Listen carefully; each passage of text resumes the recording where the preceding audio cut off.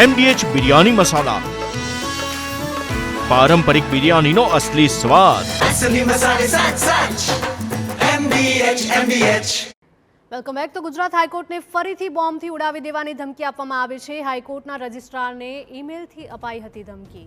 હાઈકોર્ટમાં bomb plant કરવાનો ઈમેલમાં ઉલ્લેખ થયેલો છે. સોલા પોલીસ સહિતની એજન્સીઓ દ્વારા પણ તપાસનો ધમધમાટ શરૂ કરવામાં આવ્યો. તો અવારનવાર હાઈકોર્ટને બોમ્બથી ઉડાવી દેવાની ધમકીઓ આપવામાં આવતી હોય છે. તેવામાં ફરી એક વખત ધમકી મળી છે. હાઈકોર્ટના રજિસ્ટ્રારને ઈમેલ દ્વારા આ ધમકી આપવામાં આવી હતી. હાઈકોર્ટમાં બોમ્બ પ્લાન્ટ કરાયાનો ઈમેલમાં ઉલ્લેખ કરવામાં આવ્યો છે.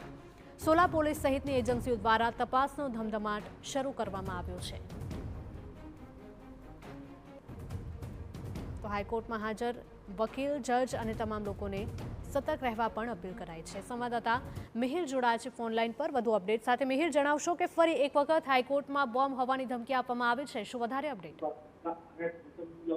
હિરલ, અમદાવાદમાં વધુ એક વખત બોમ્બની ધમકી મળી છે કે જે ગુજરાત હાઈકોર્ટને ફરી એક વખત ધમકીભર્યો ઈમેલ મળ્યો છે અને તેમાં હાઈકોર્ટને બોમ્બથી ઉડાવી દેવાની આ ધમકીભરી આ ઈમેલ મળતાની સાથે હાલ સ્થાનિક પોલીસ, BDDS સહિત અલગ અલગ એજન્સીઓ છે તે તપાસ શરૂ કરી છે.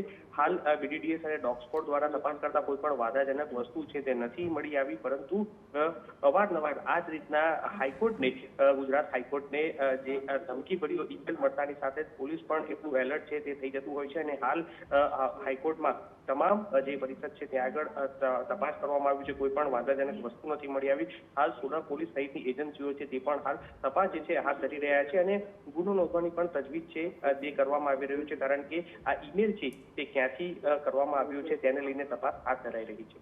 બિલકુલ મિહિર, માહિતી બદલ આપનો આભાર. તો ગુજરાત હાઈકોર્ટને ફરીથી બોમ્બથી ઉડાવી દેવાની ધમકી ભર્યો ઈમેલ મળ્યો છે. હાઈકોર્ટના રજિસ્ટ્રારને ઈમેલ દ્વારા આ ધમકી આપવામાં આવી હતી અને તેને લઈને જ બોમ્બ પ્લાન્ટ કરાયાનો ઈમેલમાં ઉલ્લેખ કરવામાં આવ્યો છે.